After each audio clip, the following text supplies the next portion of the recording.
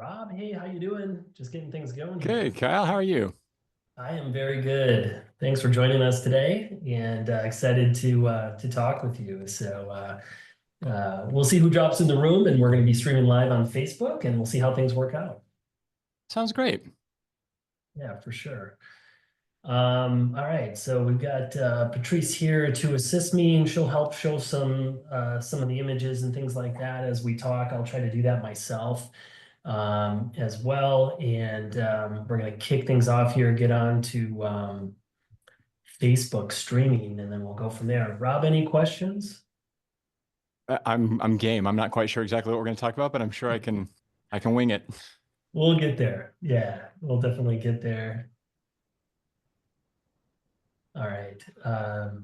So Patrice, you can go ahead and open the room and let some folks in. Perfect. Okay.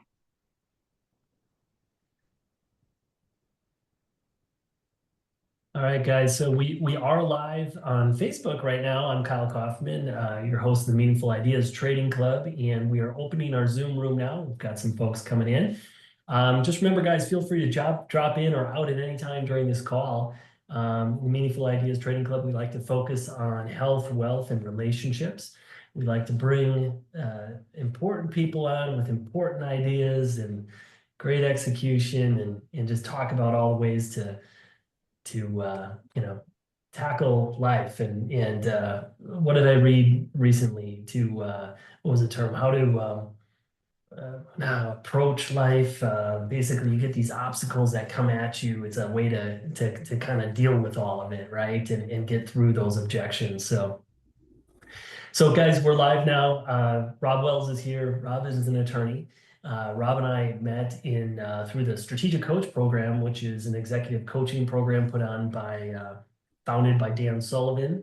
And Rob and I actually connected before our first one-on-one meetup, and then have met in person now two times in Chicago for those programs. So welcome on, Rob. How are you today?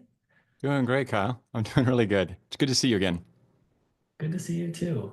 So let's just start by a little bit of background for the folks that might not be familiar with you. Where are you calling in from today? I'm in the Washington, D.C. area. Our firm is in D.C. and I'm actually in Rockville, Maryland right now.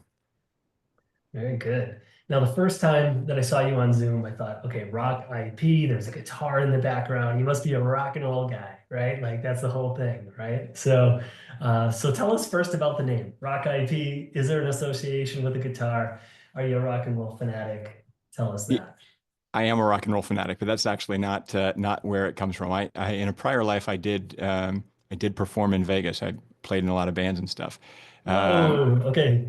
Fun So fact. there is a little bit of that, but no, I'm also a rock climber, and I love to rock climb. And I didn't want to go with when I was starting my firm, the typical firm name just being your last name. Instead, I wanted to try to come up with something that would resonate with people. I really kind of struggled with that, trying to f figure out what it would be. I decided that it was actually beneficial to use that imagery of having direction being rock solid. I thought there's a lot of usable things there that can be capitalized on. So Rock IP was born. Very good. I like it. Yep. We've had that ourselves here recently. So our legal entity name is Hawley Kaufman and Kautzer. We've been using a brand name, HKK Law Offices, and part of that on our end was to be faceless, right? And it's not just about like that one person and or a couple people. And um, then recently we practice all family law here. So the question came to us is, well, should you should you tell the public that you're practicing family law? And do you have thoughts on that first off before we go deeper? I think generally speaking, if you're specializing, I like the idea of making it clear what you do, right? So Rock IP is becomes pretty clear that we do intellectual property law. Um, and that's always helpful, right? People know at a glance. But no, I don't know that it really ultimately matters at the end of the day Mhm. whether whether you use one or the other. Right. So the counter argument was, well, what about Apple? What about Microsoft? What about Amazon? These companies, none of them really say what they do, right? We know what they do because they're just a great company. So anyways, it's interesting to kind of jump back and forth on that, I think. Yeah, well, now you're getting into the legal side of things, and that's actually what we do. Part of what we do is help people figure out whether trademark is Mm. available for their firm. And I'm happy to talk you through the levels of distinctiveness and picking a name that might work. I would suggest not just calling yourself the law firm. Not calling yourself a law firm. Yeah, that's a bad name, right? Like if you're Apple, that's great, but if you're selling computers, but if you're Apple and you sell apples, that's a pretty bad name. Doesn't work. Sure. All right, so let's I will share screen here. I want to show a little bit of where you guys can find Rob. Before I do that, when I looked at your website, Rob, all I saw, the only word that jumped out to me over and over and over was innovation. There's a lot of other words on that page, but innovation, innovation, innovation. Yeah. And so it just had me curious, why innovation? What does that mean to you? Why is that important to you? Why is that important to you, innovation? Innovation is important, because I'm a patent attorney. So I help inventors and companies to protect their innovations, right? The things that they create and build. Um, and that's true whether you're creating just a new way to do business or whether you're creating a new electrical engineering marvel or a mechanical marvel or chemical marvel. Anything that's a new development. But innovation to me also speaks of taking a different approach than has been taken before. I really strongly value the ability to approach a problem and somehow not ingest not approach it from the same standpoint that you would typically approach a problem. Hmm. Um, so I just started teaching a new course at GW on social entrepreneurship. And one of the things that I talked about with the students as they're trying to come up with a new venture idea in the public health arena was this idea of saying, these are postdoctoral students. They've all been working in the industry for, decades. And the thing that I pointed out was try not to pick a topic that you work in. Um, Try not to address a problem that you identify. Or if you do address a problem that you're familiar with, try to avoid going into it with a solution already in mind. If you can somehow separate that, then the real creative process can begin. And then you can come up with new, innovative solutions to the problem. So wait a second, run that back. Take us back. So you're teaching a course, social entrepreneurship. So these are students, right? Uh-huh. Not employed yet or in their career. Okay, so what you're suggesting, they get into a career or a business, and what approach should they take? So so that's a good question. So I'll clarify a little bit.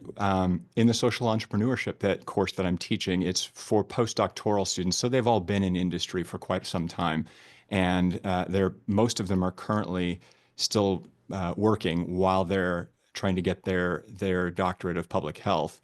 Mm. And so in the course, what will happen is, they're forming teams and they're building a social venture. And the goal there is to go all the way through the process of trying to identify a problem, communicate with stakeholders, potential patients, or potential people that need to be served in some way to figure out what they really need, and then developing a solution. And then at the end, they'll actually pitch their ideas to kind of a shark tank of judges, and one of those groups will win. Um, in years past, there have been teams that have actually come up with really great solutions and actually taken it all the way to to actually marketing their idea. It's just for the class, but a lot of them do tend to kind of take the idea that they're working on and further develop it. So there, the suggestion is when you're coming up with the idea, the problem that you want to solve, the area, do one of two things. It's easiest if you approach a problem that maybe you're not even familiar with. That's the easiest way to think outside the box because you don't really know how to solve the problem, right? It'd be like me trying to come up with a solution to a family law problem. That's your bailiwick.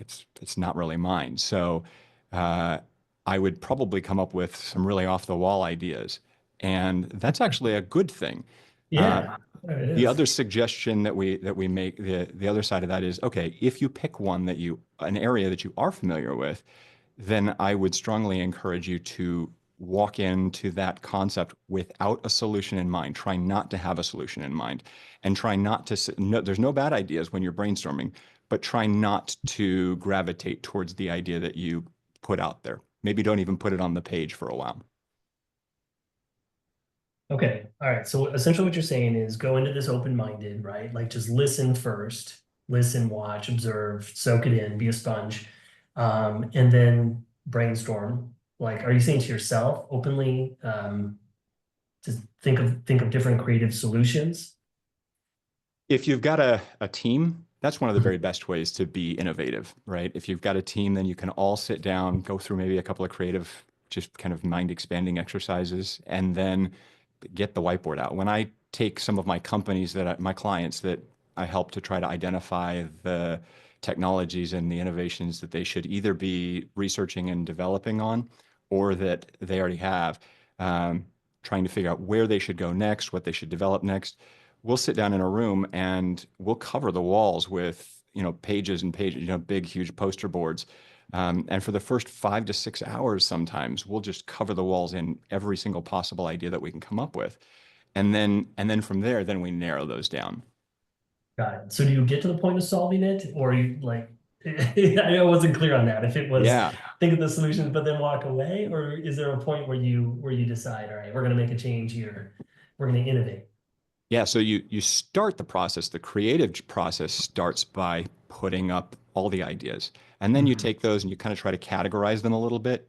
And then you can either come up with one type of a problem and try to find a solution through those ideas from one of those areas or a couple of those areas. Or you can go ahead and try to just pick out the best ones. My preference is actually to take all of those ideas, hundreds of ideas that are all out on the wall, and to go ahead then and take those and choose, kind of categorize them and pick 3 or 4 of them and take all of the different ideas that were tossed out that relate to that one. And we put Got that one on the board Mhm. and we start figuring out, okay, which one of these ideas or which several of these ideas maybe combined get us to the type of solution that we're looking for. Yeah, I love that. I have so many questions from that. First, I want to shout out number one, Patrice. Thank you for helping to get this program going. You're doubling using my name today, I noticed. Yes, So this is a I cow don't know coffee. why that it's Use the three showing. use the 3 dots in the top right corner to rename yourself. Yeah, I've been messing with it, trying to get it switched. So yes, but Yeah. it is me, Patrice, not Kyle. Yeah. Timmy's back. He's appearing from outer space. Thank you, Timmy. We have Angie, as always, a solid supporter here in Meaningful Ideas Trading Club. We have our fractional CFO, Jen Galneck, joining in today. I love that. And Emily Matthews is here. Emily was so kind one day on MITC. I told everyone I hadn't had water all day. I hadn't had a snack. And she was very kind to bring to me a couple gifts to help me get through that, help me drink more water and have a snack. So thank you, Emily. Sunny's here, my wonderful wife. Elle is here, contributor to our marketing team. And Raina Rusnick, I have a suspicion who that is, and probably connected to Rob. And welcome in the Meaningful Ideas Trading Club. Guys, put your questions and comments in the chat, please. Please feel free to jump into this conversation. I want to ask Rob this. I want to ask you about your role. You're talking about this creative process, this whiteboarding. What lights you up? Is it working with a group and watching them do this? Do you like to actually be in that brainstorming process or narrowing down to those, few initiatives? What's your favorite part of that process? Yeah, so that's a great question. So I think, as you know, Kyle, we've done the Colby test, which is kind of a personality Yeah. We haven't talked a lot about evaluation. Colby here, but yeah, the Colby test, guys. Patrice will go find the link to that, put that in the chat for us. I've found that it's really, really valuable. It kind of tells you at the end of it, it asks a bunch of questions, and then it kind of filters back out and says, when you take action, this is how you prefer to take action. And it's broken out into 4 different categories. One of those is, fact gatherer. Another one is follow through. And then there is, an implementer and I'm spacing on the last one. Oh, a quick start. And in mine, I found That's, sorry, go ahead. that's me, the quick start, Yep, me too. Well, me too. And Raina as well. But I'm also really high on the fact finder area, which means I like to gather all the facts. So I actually really enjoy being in the room and helping my clients to try to identify the potential solutions, getting them kind of down to take all the ideas, cull through them, and then figure out which ideas actually might have legs, which ones really matter. Mhm. Yeah, for sure. So, and my favorite part of that is when you see like the lights come on, right? So to begin with, it's kind of like a, slow go and kind of coming up with the creative solutions. These are typically engineers. I like to put somebody from marketing in the group, and I like to have somebody from the C-suite in the group. And then we just kind of come up with all the ideas that we can. The engineers tend to approach it and kind of say like, all right, well, I know what my job is, and this is the project I'm working on, and I'm solving that problem a specific way. It takes a little bit of time to get them out of their shell, but once they do, really great things happen. And then the culmination of other ideas coming from other areas in the room, they all kind of coalesce usually, and then it ends up taking its own direction usually, which is really awesome. For sure. Who here has done the Colby profile? Anyone have a Colby profile? Your 4 numbers? Maybe So, one other? yeah, Yeah. Raina's done it. Raina's done it. Timmy's done it. What's the feedback from you guys, if you don't mind sharing? Did you find it helpful to you? Did you understand yourself a little bit better? Learn different ways to communicate with people? Was it effective or no? Absolutely, for me, it was as a teacher. Yeah, I bet as a teacher for sure. Yeah, and I would add to that, it sheds light on your personality and your working style that other platforms don't. So like Myers-Briggs, it just gives you additional insight into your working style. Yeah, thank you. It's one of those that I took it and I'm like, okay, this is great. I learned something the first time I looked at it, and each time I go back to it, I feel like I learn a little bit more about myself and how to communicate. Some of you on this call have probably heard this before. I know I shared it with you, Rob. I realize that I have this high capacity and energy to brainstorm. So when people come to me with problems, which happens a lot as a lawyer, right? It happens a lot in your family life. Like, hey, here's this issue. How are we going to deal with it? My brain goes into this immediate kind of excitement of like, we could do this, we could do that, we could do this, da da da da da da. And then the people are looking at me and they're like, wait, what do you want us to do? And so now I've realized that I have to say I'm brainstorming and not telling, because people would walk away and think that my brainstorm was direction. And really what I like to do is brainstorm, then like you, Rob, take the facts, gather them up, analyze them, and then come back with a solution. And that also can be frustrating for people because they're like, well, just tell us what to do. And then I'm like, well, I'll get back to you later. And I kind of think that's a little bit of a superpower for me personally, because it's just my process and going to get the best of me if I have that opportunity to do it that way. But it can be. You are chatty. You're very chatty. Yeah, you're right. I bet you're great at gossiping, right? So Rob, tell me from your end as a business owner too, right? This idea of innovation is a lot of times, and at least initially, I thought about it in products and businesses, and people are innovating on their product or software or something. But it's really part of a growing business. And a lot of times people feel like they hit a ceiling in a business because they have great ideas. They come to somebody and says, no, don't do it that way. Well, why not? Because we do it this way. And it stops right there, right? Yeah. Yep. So, but it's hard if you're defensive because you built a business, you're doing things a certain way. Now somebody comes in and says, well, what about this way? So how do you deal with that? How do you deal with that and promoting that innovation and changing and growing yourself as a business owner? Yeah.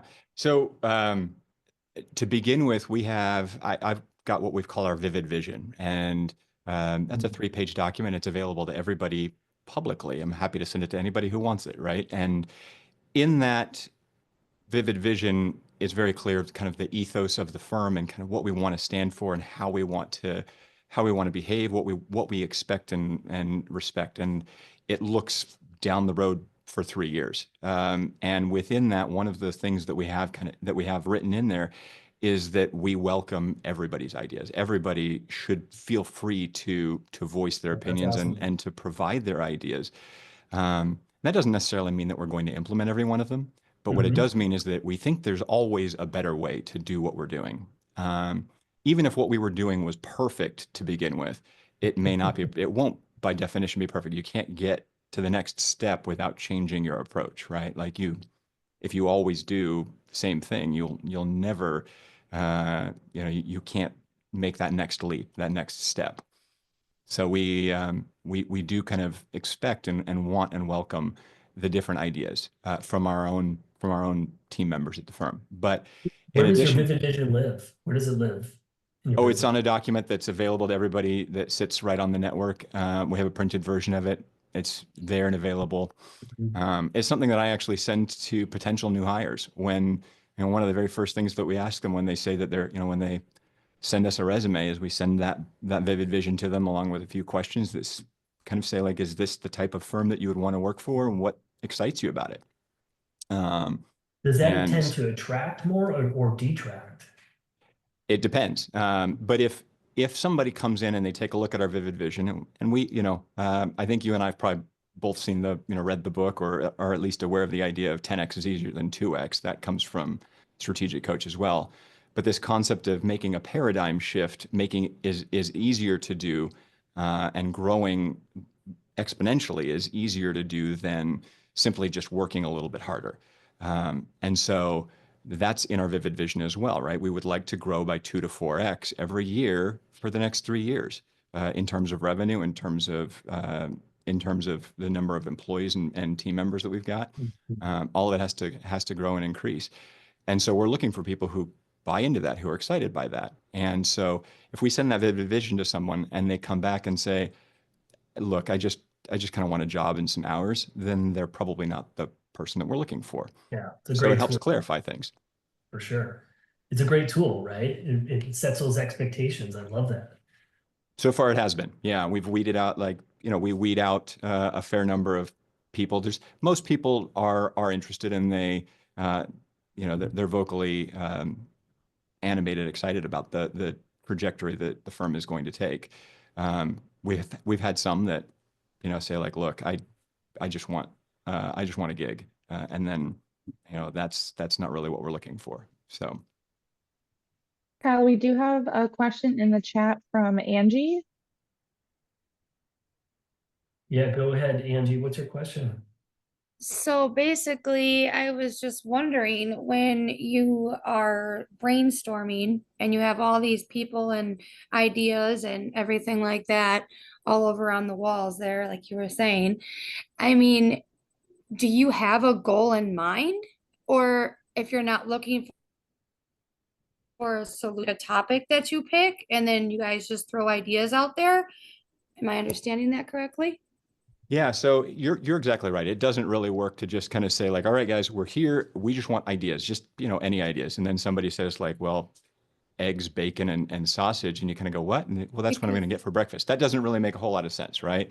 So we do go in with and clarify that, okay, we're looking for new R&D ideas. We're looking for new things that we should be developing, to try to solve the problem. So for example, I went into one of our clients. They are a dialysis company. They actually make a machine that can be used at home, a dialysis machine.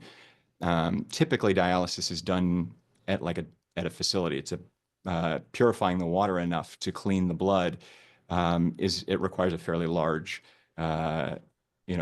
typically a large device to filter out all the water, like a room-sized filter type system. I was And, gonna call you, but you beat me to it. And our client has created an at-home system. But then trying to figure out, okay, well, what are the new ideas that we should be implementing? Let's brainstorm on those. And so we approach it first by saying, what are the problems you haven't solved yet?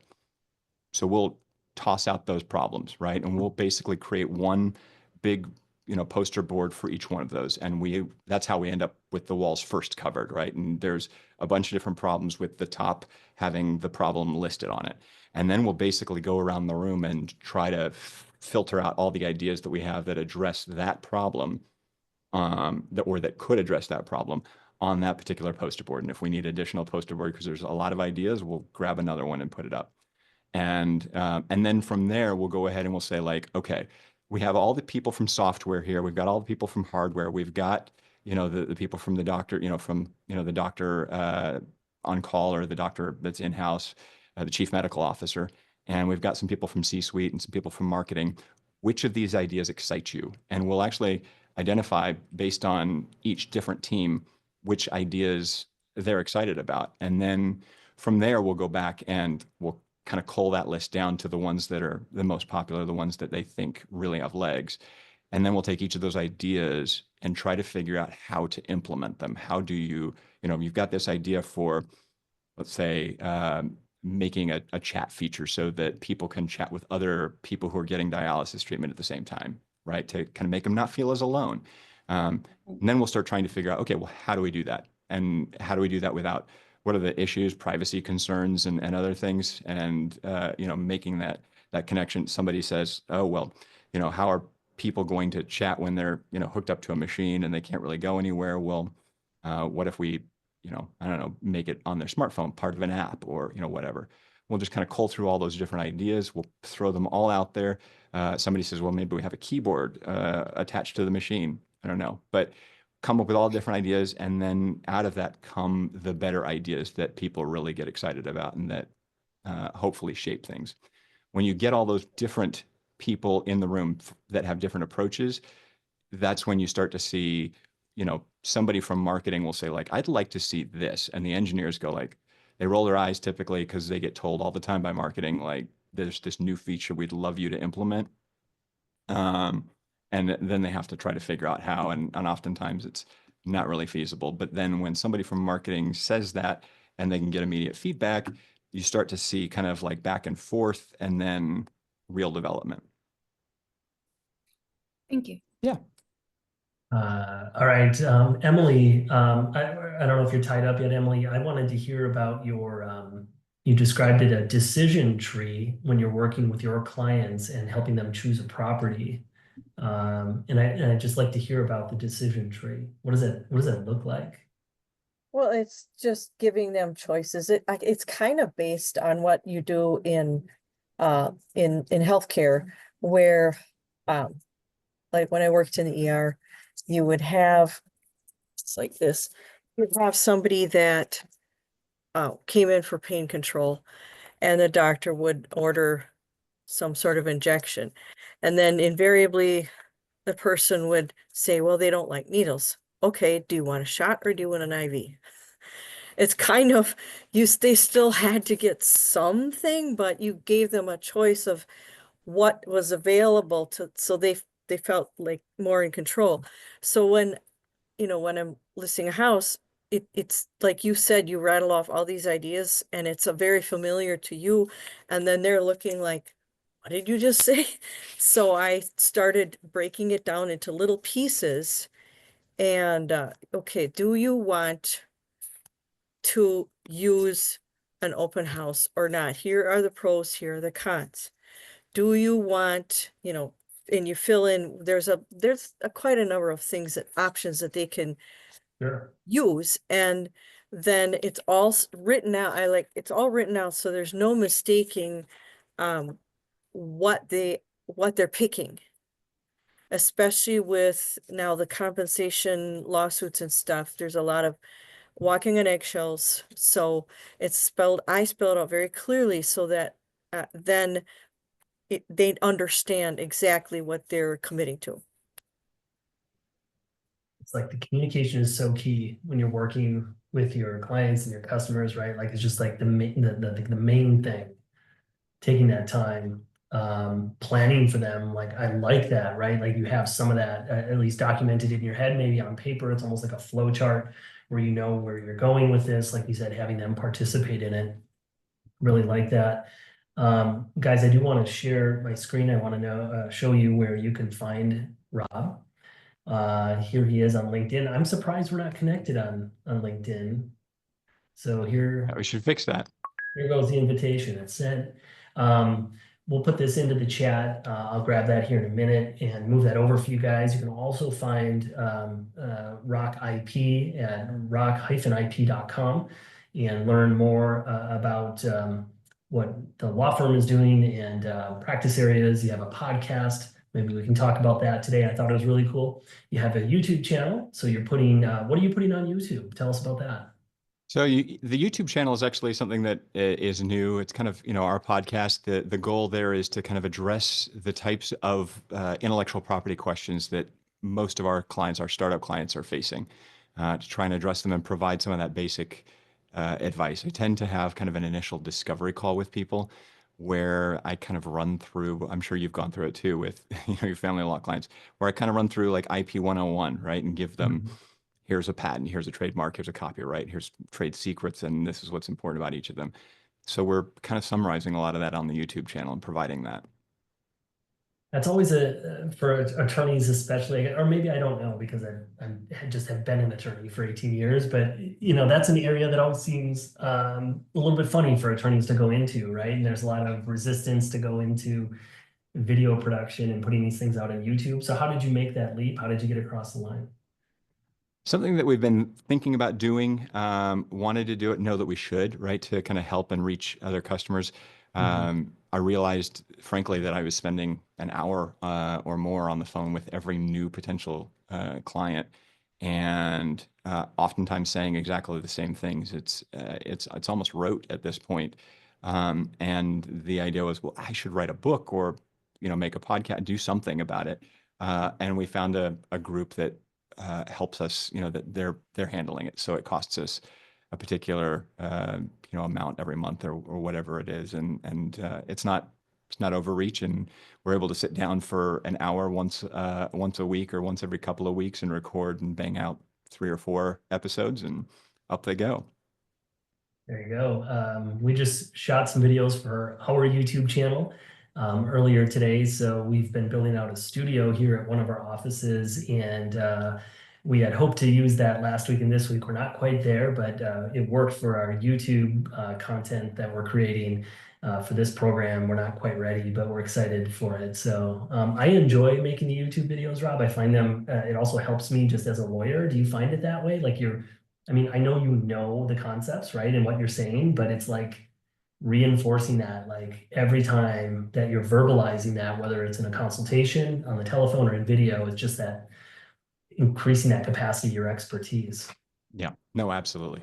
And I think that even more so to be presented with different ideas or different the different questions, and possibly even just in a way that I haven't heard the question before, and then to be able to respond to it. And the format of our videos is one where we have, there's somebody asking the questions and then I'm responding. And that has been really effective because I tend to get a question in a way that I wasn't expecting it to get the question, or haven't heard it before. And it makes me, give it a little bit of thought, and that helps.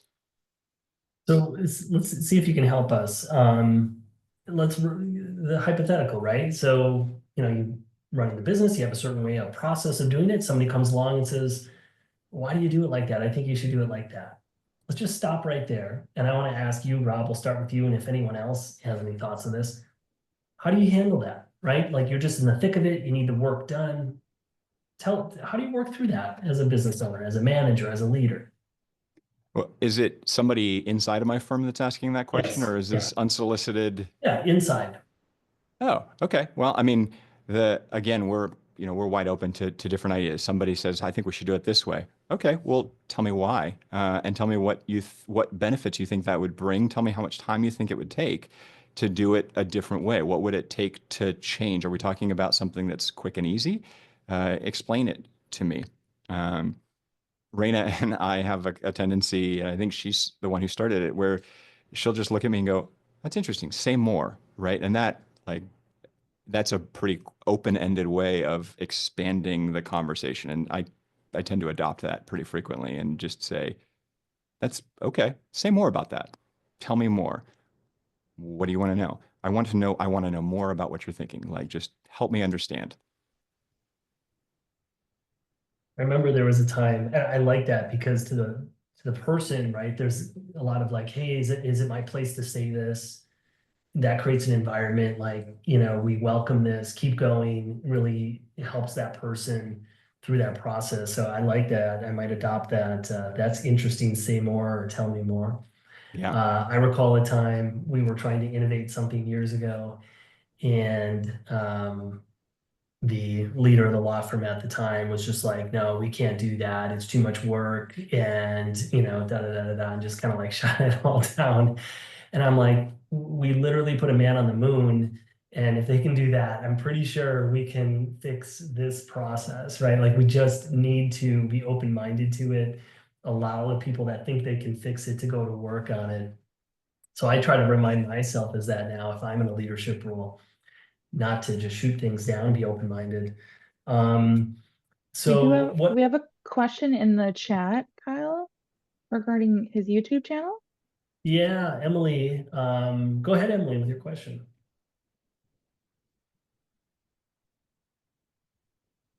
Well, Emily was What- wondering, yeah, You go wanted ahead. me to ask it, or? I can rephrase it for you. Go ahead, yeah, if you'd like. But Emily's asking, do you advertise your YouTube channel, or do you use just organic growth? Yeah, right now we're doing simply organic growth. I think we may go ahead and start advertising it. Drawing traffic is always a good idea, and we're interested in doing that. We're not currently spending money to advertise the YouTube channel, but we may. Nice. Okay, so I wanted to get to the heart of this, Rob. What's behind you? How did you get to this, right? From childhood, is this something that you had a desire to be a business owner, a desire to own a law firm? What are your real whys? What gets you up? Why are you doing this? The real why for me is because I want to make a difference. I got into intellectual property in part because when I was in my background is in electrical engineering, and I had an electrical engineering professor who designed this great system that went on the fuselage of an airplane, and it could detect faults in aircraft wiring while the plane was flying. Wow. And with the aging fleets of commercial planes, that's a pretty cool innovation, right? And so they were testing out the product, and it went on. So it was on a fuselage of a commercial airliner that made its way to China, and it came back from China without the device. Oh, wow. And then Really? that device quickly ended up, being replicated and No made way. available elsewhere. So I thought, I want to affect that. I want to help people protect the things that they create, and I think that I have the ability to do that. And then Wow. on top When of that, was that? When did that happen? Like, when did you learn of that? How old were you? oh, that was so, wow, that's 2006, 2005.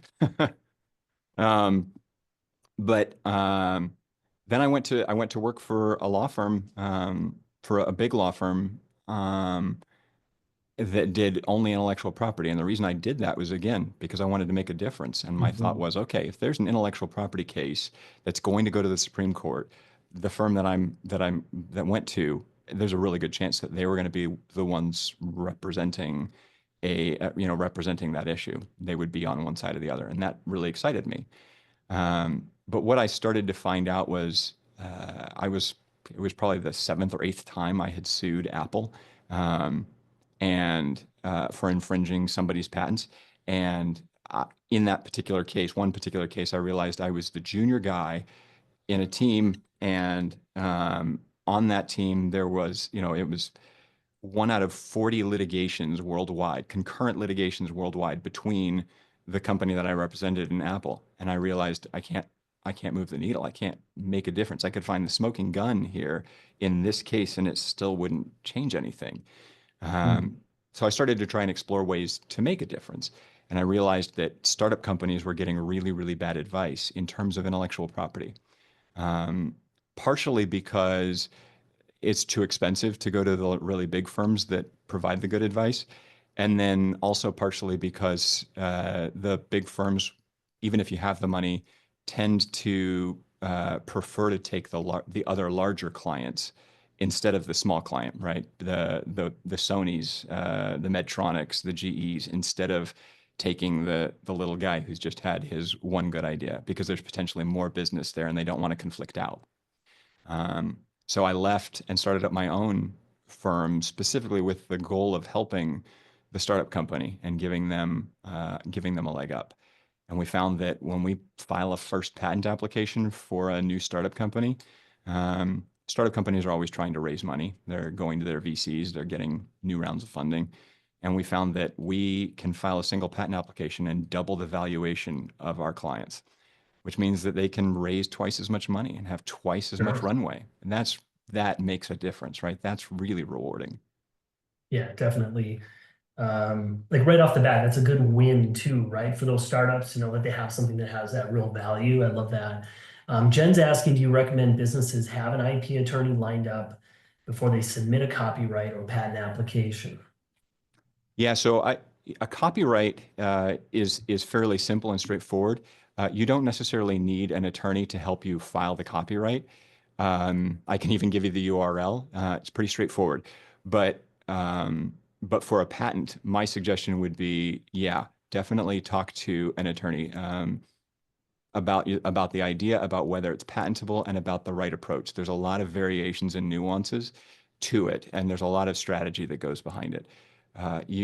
One of the pieces of bad advice that a lot of startup companies get is they get told one of two things. Either don't do anything until you have a patent. That's a terrible idea because the patent process can take years. And if you sit there and wait and don't tell anybody about your idea for years, the market's going to pass you by. Or they get told, nobody cares about your idea, just get out there and start selling. Nobody's going to steal it. Nobody's going to copy it. Just get out there and start making it happen.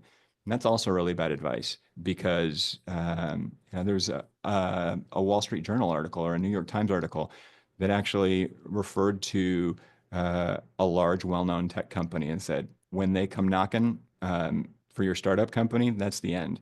And it was about an intentional practice that the company had where they would identify startup companies that they were interested in, look at their patent portfolios, tell the C-suite of the startup company that they were interested. They would go in, they would meet all of their employees. They would start talking about salaries. And then all of a sudden, all of the employees got hired away at 2 to 3 times the salary that they were making. And there were filings to cancel all of their intellectual property. They would fight their intellectual property and try to cancel it as being invalid and leave whoever the founder was kind of high and dry. Wow. So, Wow, that's sad. people do care. The big companies do care about your intellectual property, whether you're a really small company and with a single idea or a really bigger, larger, successful startup company. It happens. So, but at every step along the way, there is a good strategy for protecting your IP. And that's true whether you're still working out of your mom's garage or whether you've got your first round of funding and you've got a couple $1 million to spend on it, or whether you're kind of, a juggernaut and have hundreds of applications and patents already, granted. So guys, I have a question for you. I'm listening to Rob, right? You hear about an elevator speech. How about, hey, I'm Rob Wells. I'm an attorney. I sued Apple 7 times. Right? Like that just sticks, man. I feel like people will never forget that, right? And like immediately, like your clients are like, oh, go to Rob. He sued Apple 7 times. Like it's just like a calling card for you. Yeah, Dude, well, there I you gotta go. say something. I gotta interject. I have to say something. This video has been perfect all the way along. I'm watching it on my iPad. As soon as you mentioned that you sued Apple, all of a sudden I started getting glitches and it was freezing up, and then all of a sudden it would speed up to catch up. I'm like, oh hell, they're onto him. There you go. They're listening. No, I say that, but I'm a Mac user, and I was one of the I bought one of the very first iPads, an iPad Gen 1, literally the day that it came out, partially because we were getting ready to sue Apple on it, but also because I'm a quick innovator. I adopt that technology quickly and enjoy it. A lot of the product, clearly using an Apple Watch and an iPhone, iPad, and a Mac. That's, they do make a good product. Yeah, well, I just think, hey, the fact that you're taking that step against that giant, right? Like that says something. So if you don't mind, you can tell me offline or right now, but next time we're at Strategic Coach, if we're talking with another entrepreneur that you haven't met yet, and I say, hey, have you met Rob? You had to know this about him. He sued Apple 7 times. Can I say that? You can, but I actually think that it's my calling card. What I would like to go with is, this is Rob. Rob can help you protect your company's intellectual property, make sure that your brand is protected, and help you protect your ideas. I will honor that. There you go. All right. Tell us about the bad advice. Can you give us a couple, 1, 2, 3, maybe bad advice things? You said some of these startups are getting bad advice early on. So what are the common pitfalls, the things that they hear that you say, hey, don't do that? Yeah. So we talked about one, right? One is the advice that they get about whether they should get patents or not. They also get told it's just too expensive. It's, don't worry about your intellectual property. You're a startup company, you're counting your pennies, spend your money someplace else. But in reality, even if you've only got $50 to throw at the problem, there is a solution right there. You do what you can with the resources that you have. And there are different strategies for anyone with any kind of budgetary constraints all the way along the life cycle. But it's bad advice to say, don't worry about it. Don't do it. They also get told along with that, like, get to work on your trademark. They don't talk about the trademarks. It's not a big deal. You just need a name your product, name your company, get trademark protection later. Trademark protection is one of those things that you should get very quickly. And the typical process that a company goes through, whether big or small, is they come up with a name. They maybe vet it with their friend. If they're small, vet it with their friends and vet it with others around. Maybe they talk to a customer or two or some other colleagues, and then they just start using it. Or if they're bigger, marketing comes up with the new name of the new product or the new name of the new spin-off company or whatever it is. And then they'll come to me and they'll say, Rob, this is the idea that we want to trademark this. Can you do it? Frequently, that product or that company has already been in business or they've been selling it for quite a while under that name, which means that they've already spent quite a bit of money trying to brand it. And we'll do a clearance search, and it's pretty deflating when we come back and say, you have a problem. You can't use that name. It's already been trademarked, and there's already other companies out there that have a very similar product that's named the same thing. And now they have to go ahead and turn around and rebrand in order to avoid being sued and being forced to make the change. So the right way, the better way to do this is come up with 4 or 5 names, bring them to your trademark attorney. We'll go ahead and do what's called a quick naming search. So we'll go ahead and take those 4 or 5 names and we'll run a bunch of clearance searches to just see what might be available. And I'll give you a yellow or a red or a green light on each of those names. And then you've got 3 or 4 or 5 names that you can choose from. We frequently find that 2 to 3 of those names that they provide us won't work. They're already covered, but at least 1 or 2 of them are typically pretty available. And so then once we've got the one that we think is pretty available, then we'll run a full clearance search, file an application. That's the right time to go ahead and start marketing. Don't do it down the road once you've already spent the money and now everybody's invested in it. So a couple of things that I wanted to ask you about as well. I saw from your website, you said, hey, choose Rock IP because of global reach. So for our listeners, can you tell us what global reach means to you and to the market? Yeah, so intellectual property applies to each different country. Each different country has their own IP regime. So we've got the USPTO here in the United States, and we certainly help our clients to prepare and file applications here in the United States. But if you want coverage, say you want to have patents in China or in the UK or France or in Africa, anywhere else that you want to have your trademarks or your patents covered and protected, you have to file a separate application there. There's programs and strategies for filing and covering your IP in each of those countries.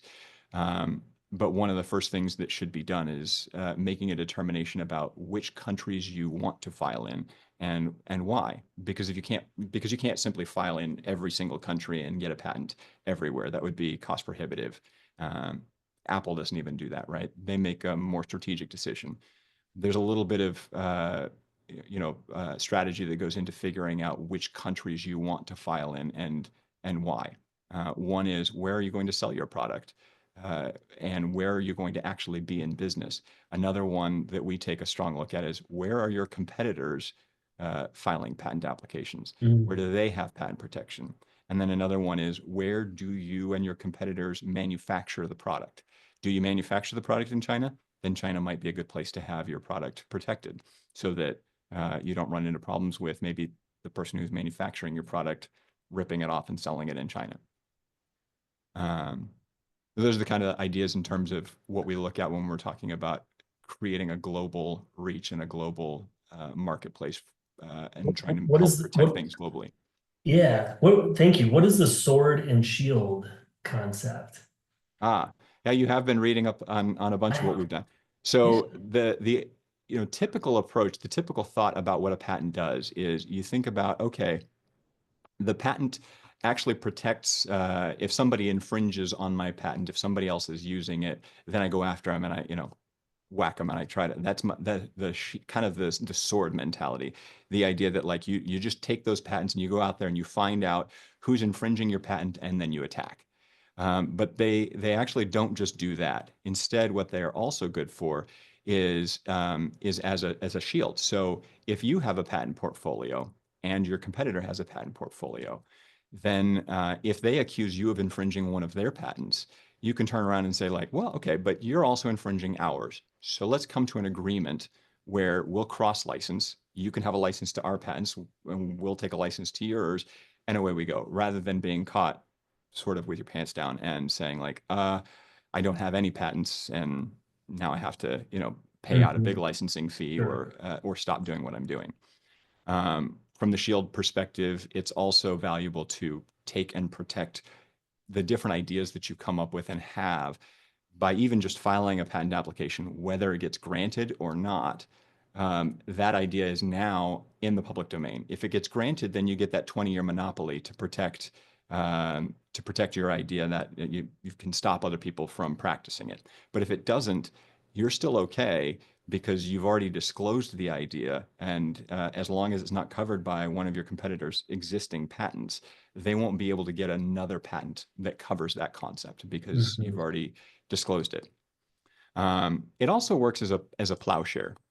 Intellectual property, your patents are good in terms of, you can find other people who are using your technology or who may want to use your technology. You can simply offer to license it. It can create additional revenue streams for you. So even if it's technology that you're not using in your current products, there are ways to either turn around and sell your patents or to license your patents and generate an additional stream of revenue. Are there any industries, Rob, that you find that really just, kind of miss the mark on all of this, that you just see that kind of group out there, right? Like, I don't know, the lawyers, law firms, other industries where you see these are problematic, that people are not protecting their brands, they're not protecting their ideas, not protecting their products. What are some of those common areas? Yeah, it really depends on, it depends on the type of intellectual property, and then it depends on the industry. So the automotive industry, for example, is very good about filing what are called design patents. Design patents protect the ornamental design, the look and feel of a product. They cover the types of components to their vehicles that tend to break down or that need to be replaced frequently, and you get in car crashes and stuff. So the bumpers, the headlights, the the door handles, the mirrors, those things are all covered by design patents. They do file those. And the reason that they file those is because they want to keep the aftermarket industry from kind of encroaching and saying like, oh, well, we make this for Lexus, or, we can replace the parts. They want to provide those parts. But where they fall down frequently on the job is they don't typically cover a lot of their other innovations, new motor designs and things like that. New technologies for how you get into your car, et cetera. Tesla has done a bit of a better job in that realm, but they frequently just don't do it. And the reason that they don't do it is because industry-wide, there's sort of an unspoken agreement that we just don't sue each other. That's just not something that we do. We don't sue for patent infringement. As opposed to other industries like the smartphone industry, for example, where, Wild West. Right? Where you litigate for market share. That tends to be kind of, that tends to be another thing. One of the things that I find, so two areas that I think a lot of companies fall short on is number one, with trade secrets, and number two, with their trademarks. They'll frequently think about, okay, have I got a new idea for a new product that I need to cover and patent? And then they'll seek out a patent attorney. People frequently think about a copyright. They don't tend to think about their marks, oftentimes until it's too late, like we talked about just a little bit earlier. But then the other thing that they don't think about is their trade secrets. Trade secrets are, you get a choice, but as to whether to pursue a patent or whether to keep it as a trade secret. A trade secret is literally any information that has economic value to you that is kept secret. So any information that you can use to generate income that you take reasonable steps to keep private and confidential, and that would benefit your competitors if they found it. And so that, yes, formula to Coca-Cola, right? That's considered a trade secret. There's only a few people in the world who know the formula to Coca-Cola. Another thing that goes in there that we think about as being a trade secret. Do you ever eaten the English, Thomas's English muffins? Oh yeah, for sure. Okay. They're better than every other brand of English muffin, right? I would say so. I think that, comes to mind. I picture the packaging, right? That's my go-to. Sure. And if I asked you why you like Thomas's better? It's familiar to me, right? Like Yeah, that's probably okay. like the reason, right? What you'll typically oftentimes hear is like, oh, it's the nooks and crannies, right? They hold the butter better, they crisp up a little bit better. The generic one that you get from the store, like the name brand, the store-bought brand, that tends to just not work quite as well. Well, the formula and the recipe for making it's by a company called Bimbo Foods. They're the ones who make Thomas's English muffins, and there's only 3 people that know the formula to Thomas's English muffins. Yeah. So, and they, different people have access to pieces or parts of information about Thomas's English muffins, but nobody, it's only those 3 people who have the full recipe.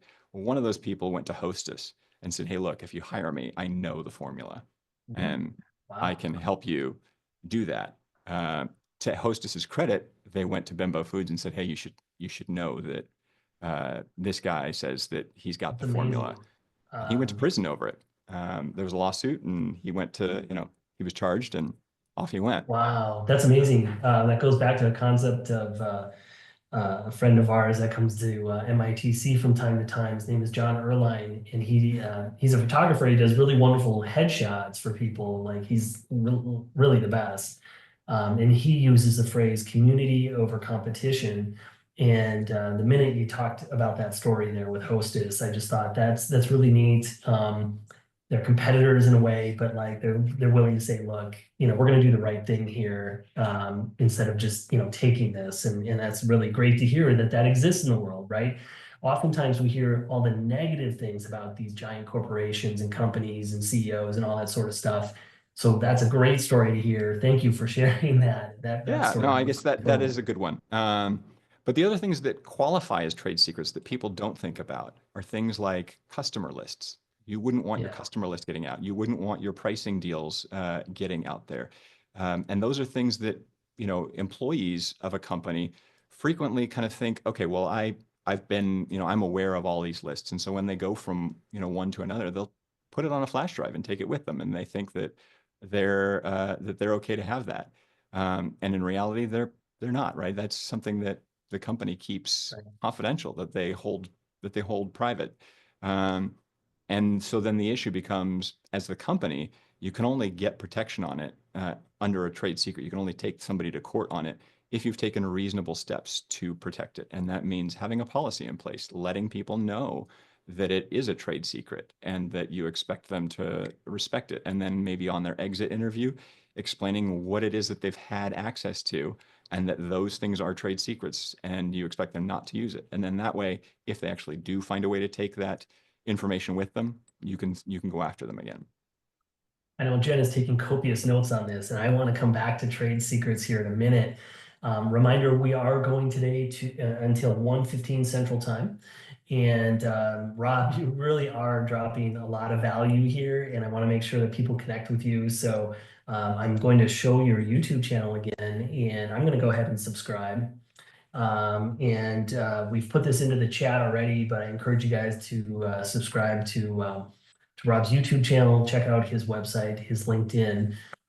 Patrice, make sure that you show our YouTube channels here at HKK for our informational videos and the Meaningful Ideas Trading Club as well. I'll try to show those at the end of the program. But I want to make sure I get some of these questions in here. So Emily has said she was looking, number one, for an explanation, if you have it, on the Facebook Meta situation. Facebook's, what happened when Facebook stole the meta name is a question for you, Rob. Do you know the answer?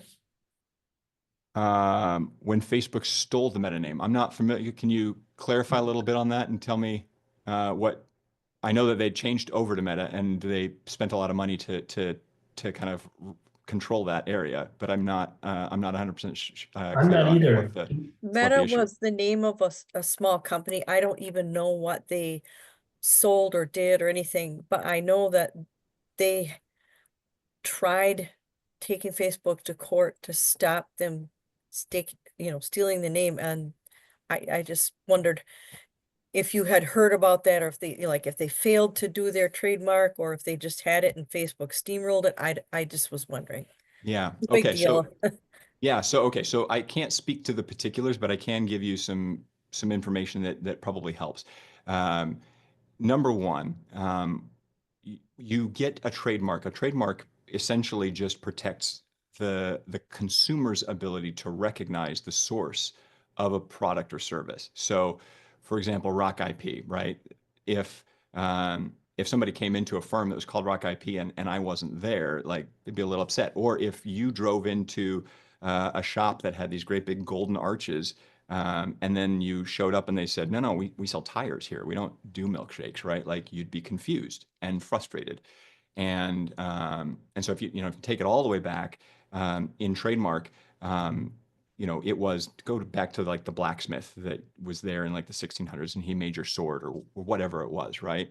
And he would put his stamp on it. And when you bought one and you saw that stamp, you knew it was his trademark, right? The mark that identified where it came from. And if somebody ripped it off or started using a counterfeit mark, all of a sudden everybody would be confused. They wouldn't know if it was generic, if it was the real thing or not.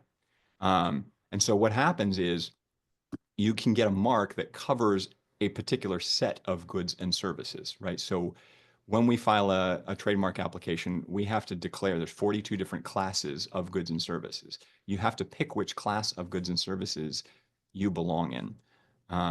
And then you have to just kind of put a description about what the goods and services are. So if that Meta that got upset at Facebook/Meta for infringement, if they were in a different class of goods and services, you can have two companies that are called the same, have the same name, and neither one of them can infringe because there's no likelihood of confusion. We're not worried that consumers would be confused between an Apple credit union and an Apple, maker of iPhones and everything else, right? So that's one possibility. And again, I don't have the full details on the little Meta company that tried to go after them. But the other thing is that, whether you have a federal registration or not, you can have a trademark.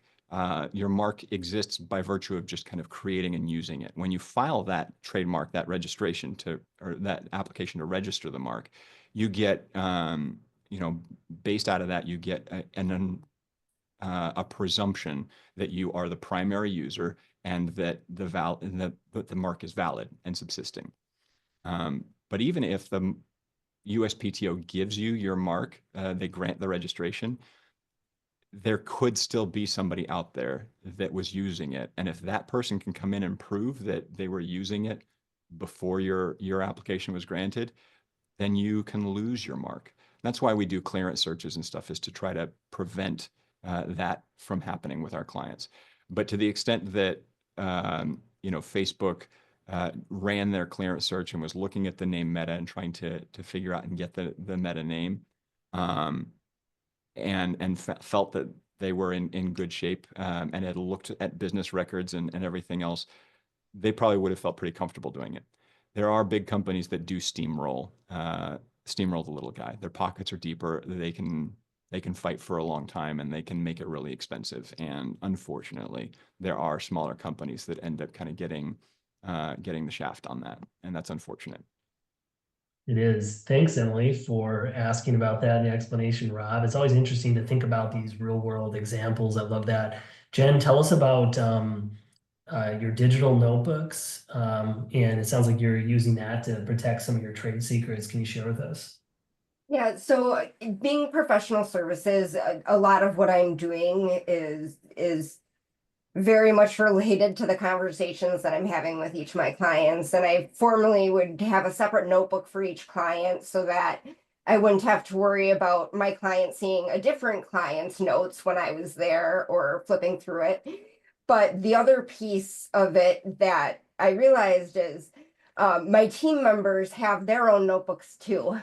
And all their notes, there's no way for me to control getting that back unless I ensure that I have it to begin with. So now I have this, remarkable where I'm taking digital notes, and there's a separate file for each client instead of a separate device or physical notebook, but it's syncing directly with my client files. And so team members now, when they're taking notes on that file, that client, it's syncing there. If that relationship terminates for one reason or another, all I would have to do is turn off their OneDrive access and disconnect their ability to access those files. And then they couldn't take that information from those clients with them when they go, and I still have access to their however many months or years of work on that account. Yeah. Yep. Is there a way you enforce that, Jen? Do you say here's your digital notebook and that's the only? So I just what do you do with a guy like me? This is the remarkable that I ordered for the controller that I'm trying to hire.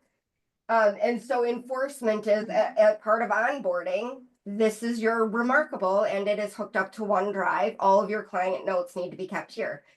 So that's something I could easily do a spot check and go into the client file and see, how frequently are notes being added there? Are they actively using it? Sure. And if they're not, then I'd have some questions. Rob, what do you think? Is that a step in the right direction in protecting trade secrets? Yeah, that is a step in the right direction. The other things that need to be there are, I think you said you're recording everything in OneDrive. Yes. So you probably have, the ability to kind of password protect it and restrict access to make sure that only the right people, only the people. Are you in a firm, or I don't recall what you do? What I'm the owner of Data Informed Financial Services. I'm a fractional CFO and consultant for a lot of firms. Right. Yeah. So you have access to your customers' trade secrets, right? Their financial information, things that they wouldn't want getting out there. And my guess is that you have certain individuals that are on different accounts with you, but maybe not all accounts. So yeah, and you're able to specify by software who has access to which files. So even within like the accounting software we use, I'm able to restrict who's able to even see what I bill on those accounts. So it is there are layers to it. Yes. That's great. That's good. The other things that I would say is to make sure that when you make that new hire, that there's a document, right? It's right there with your, your employment agreement that basically tells the new client, the new employee, hey, number one, we recognize, so this is kind of the hostess thing, right? The hostess did the right thing. We recognize that where you're coming, whatever employer you're coming from, they may have trade secrets. We expect you not to use any of your trade secrets in the course of your employment for us. And they sign and acknowledge that, right? It goes on. The next thing that needs to be in that employment agreement is that we do use trade secrets. We have our own trade secrets that you will, or you may or may not have access to. And you are expected to maintain the confidentiality of those trade secrets. And then when you exit an employee, you let them know what they had access to, what information they had access to, and that it contains trade secrets. If you can, go ahead and have them sign another document that says that they acknowledge that they had access to those trade secrets, and that they, that you've had a consultation with them or communicated with them during offboarding, and that they won't use those trade secrets in their next employee. They're not taking any of the data or information with them. Thank you. That That's was good awesome. advice. I put Jen's website in the chat, guys, and I'm just sharing my screen so you can find her as well. Jen is really wonderful, and she's been very helpful to our business here. So anyone, I strongly encourage you to connect with Jen at some point, and she's got a lot of resources. We've got about 5 minutes left. I have some follow-ups on the trade secrets, and I want to, how's the interplay, Rob? Can you explain this to us? So you have the trade secret, you talked about like a customer list. So we hear other things like an NDA, right? And a non-disclosure agreement. We hear things like non-competes, right? And I know there's the FTC issue that came up with non-compete agreements and that sort of jazz. So trade secrets in those worlds, how does it relate to an NDA? How does it relate to a non-compete? Okay, so that's a great question. So its relationship to a non-compete, whether a non-compete in different states are going to hold up or not, that remains to be seen. But those two are tightly related. The reason that you want a non-compete is because you don't want somebody who has worked with you, who has all of your secrets, to be able to use them, right? So that's kind of the reason that you would want to have that non-compete. Well, the FTC came out and said, hey, that's illegal. You can't do that, right? You can't tie up. I think that's still tied up, right? That opinion has been now rejected, essentially. Right. Yeah. And so they're saying that, right now they're saying, well, no, you can actually have non-competes. Different states have different rules on it. So different states say you can or cannot enforce a non-compete in your different state. And then different countries also have different requirements. So, but, we're locked in here to the United States. The key, though, I think, is whether you can or whether you will be able to enforce your non-competes or not. You get around that by saying like, oh, we have our trade secrets. We're going to have this policy, this trade secret policy. It should be documented, written out. You should be tracking and figuring out what your trade secrets are, who has access to them, and keep records of it, and then be explaining to the employees before they come in, don't use any of your trade secrets because that you took from a previous employer. And the reason for that is that if they do use them, you could be held liable for infringing the trade secret. Your company could be held liable for infringing the trade secrets of another company, right? So you want to explain to them, we don't want you to use those, and you want a signed document that shows that you've made that clear. And then as they leave, you've got the signature on that saying that they won't use your any of the trade secrets that you've given them access to. And then that way, if they do go to another competitor or start their own company, and it turns out that they are using your trade secrets, you have some recourse, right? So even if you can't prevent them from working for a competitor, you can still prevent them from using the information that they had access to before they left. I'm not sure what it's like in all jurisdictions, but in Wisconsin, Rob, at least our ethics opinion here is that a non-compete is not something that's enforceable with attorneys, right? And so you have to really make sure that you understand all of it, right? Like whether it's the FTC or state by state, and also kind of in your industry, what do you have to do to be in compliance as well? What about an NDA? What's the interplay there with a trade secret?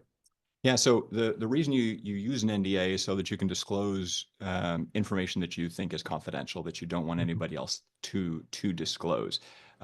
You can craft NDAs that are stronger in terms of protecting your trade secrets, and we have several of those that we use, and that become kind of a bit one-sided in terms of kind of saying we're going to disclose trade secret information, and we expect you to, we'll identify it, and then we expect you not to disclose it. Then make sure your documents, the information that you provide to the company that you're disclosing it to, or to the individual that you're disclosing it to, make sure they're labeled. You put confidential on things all the time. Make sure that you put that it is considered a trade secret as well, so that it's covered and known that like that should be covered under trade secret. The benefit of those NDAs is that they can be used in, from the perspective of not, your industry or my industry necessarily, but where there's joint development, right? Where two companies are working on something at the same time. For example, we've got a client that's working on, developing a new method, and they need a component that they want to have somebody else in Japan manufacture. And they need to be able to provide information about their product and the standards, and then they need to kind of get product and test it, and then tell them what's working, what's not working, and they need to develop it together. And both of them have their own trade secrets, information that they're using, that they want to use, so they can have a cross joint development agreement, and there's NDAs on both sides, so that information gets disclosed between one another, but it gets held as trade secret. And when the relationship dissolves, each side takes their own information, and the other side is obligated to destroy it. That's just some really good information, Rob. Very helpful to hear that, even if you've heard it before, to hear these refreshers, guys. Jen's reporting also as a CPA. She has special rules with confidentiality. So yeah, just reinforcing really within your industry. Check that out. Patrice, if you could put the links to our YouTube channels into the chat, we'd love for you guys to check that out. Give us some feedback on how we're doing. The MITC YouTube channel is being built out, and we're excited for that. And somewhere down the road, the plan is to merge the two together and get them all in one happy place. But we're happy with how things have been going for us on our YouTube informational channel. If someone would have told me we would have had 1,000 subscribers, I thought they would have been joking. So that reinforces to me that there's a market out there. They're interested in learning more, things that you might discuss with somebody at a consultation. And before we go here, Rob, this has really been wonderful. I guess if we just could go a few minutes extra with you, the Strategic Coach program, in my opinion, is unique, and it just is. It's a kind of a special thing, and I'm curious from your end, what was, it sounds like you got a lot going, right? Like you're doing all these things, and the business is going well. What prompted you? What was Strategic Coach to you? When you thought about joining that program, what was the end result that you're looking for? What does it mean to you? The result that I was looking for, I found out about Strategic Coach when I was reading a book called Who Not How, and realizing that I don't have all the answers. There's a lot of things that I've never done before. I'm pretty good, I think, at intellectual property law. I'm really good at helping startup companies protect their IP and brainstorm. But in terms of running a business, when the right time to hire is, when who it is that I need and how to do things, those were things that I understood I didn't have all the answers to. And I recognized that I needed mentorship. I can do that organically, I suppose, and try to kind of fish for and find mentors individually. But this seemed like a really great opportunity to find, number one, kind of a constructive and proven method for entrepreneurs to take their companies to the next level, both personally and professionally, but then also to have a cohort, a group of people that are kind of all going through it at the same time. And you and I are going through we're in the same cohort with Strategic Coach. And there's really some benefit to that, right? I really enjoy being able to not only have, Strategic Coach and our coach telling us, providing some instruction on basically a quarterly basis, but also kind of comparing notes with with you and with, you know, Cody and others that are in our cohort, and talking to them about how things are going and helping each other out and kind of pushing each other along. That's something that I actually benefit from a lot, having somebody who kind of holds me accountable, For sure. and makes sure that I'm still headed in the same direction that I wanted to go in to begin with. Yeah. So, and I have no complaints. I think, you know, the value of the program has been phenomenal, and the things that I'm picking up and learning, it is a bit like drinking from a fire hose. I can't implement it all at one time, but Right. it's Right. really, really valuable. Yeah, it's that delayed gratification that's super hard, right? Especially for a quick start. When you want things done and you want them done right, it's very hard to wait for that at times. I found myself yesterday in the gap for a brief moment, right? On our daily meeting, I kind of displayed what we call our vision traction organizer. It lays out our 1-year plan, 3-year plan, and 10-year plan, right? And at the end of this, I received a number of questions back that I did not have answers for. And my brain quickly went into like, this isn't working, like, you know, kind of either a mix of defensive mode or defeated mode. And I was able to snap out of it, thinking about what we're learning as strategic coach, and reminding myself, no, we're doing the right thing. We've put these goals on this document. That's number one. We're displaying them to all of you, number two, and saying, this is where we're going. We're not there yet, right? But every 90 days, we're reviewing these, setting goals and rocks to get to that point. And we think we can accomplish these things in the course of the next 10 years. And so it was reinforcing to me, at least, to go through some of those things that we're learning and reminding ourselves to give yourself credit for what you've done to get to this point, right? And keep going.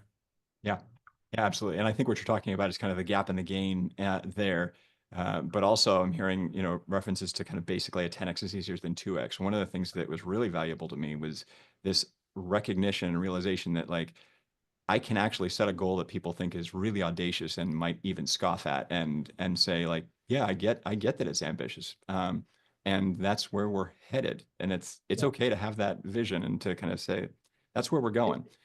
And it's like a big problem, which requires a big solution, right? That's And right. big focus, right? And when you do that incrementally so small like that, sometimes then you're not really getting anywhere. So, all right, guys, we went over today. Rob, this has just been awesome, guys. So I'd love to have Rob back. Hands up, guys, if you found value from what Rob was telling us today. I'm certainly there. Rob, leave us with your final thoughts here. Anything that you want us to take away from the program today?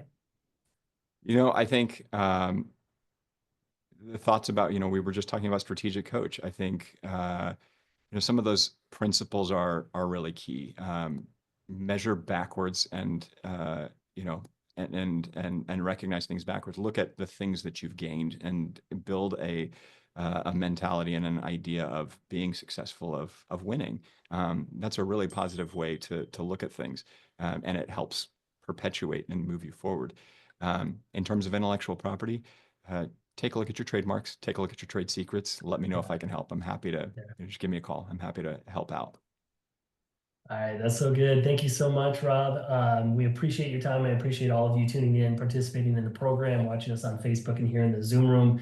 Rob will connect offline. We'll see you soon. And thank you, everyone, for tuning in today. That's all we have for this week's Meaningful Ideas Trading Club. Patrice, when are we back? Are we off for 2 weeks and then we're back? Is that the plan? Yes, we are All off for 2 weeks and we'll be back to 6. So we look forward to seeing everyone then. All right, guys. Thank you so much. Rob, thanks again. Take care. Kyle, thanks for having me on. Yeah. All right. Good luck. Take care.